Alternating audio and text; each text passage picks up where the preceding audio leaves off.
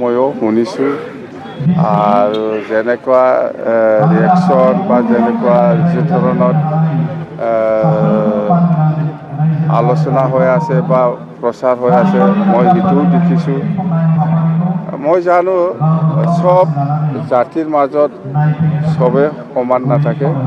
বড়ো সমাজতো কোনোবা এজন দুজন বেয়া মানুহ থাকে, কোনোবা মুছলিম সমাজতো থাকে, কোনোবা বেংগলী সমাজতো থাকে বা কোনোবা অসমীয়া সমাজতো একজন দুজন বেয়া মানুহ থাকে। তো বেয়া মানুহ ধৰি পেলাই শাস্তি বা প্ৰয়োজনীয়ভাৱে একশ্যন লোৱাটো ভাল, এইটো প্ৰশাসনৰ দায়িত্ব। কিন্তু এজন দুজনৰ কাৰণে গোটেই জাতিটো যে বদনাম হ'ব লাগে বা বদনাম দিব লাগে এইটো নহয়।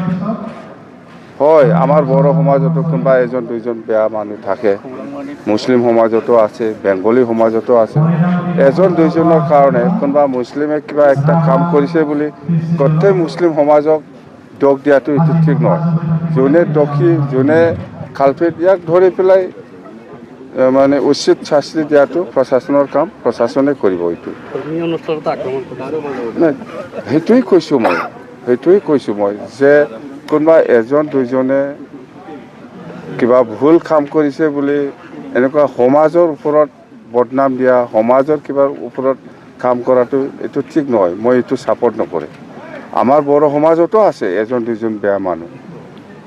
এই এজন দুজন মানুহে বেয়া কাম কৰিছে বুলি গোটেই বড়ো সমাজক বদনাম দিব বিচৰাটো এইটো ঠিক নহয়। এইটো আমাৰ কাৰণে ভাল নহয়।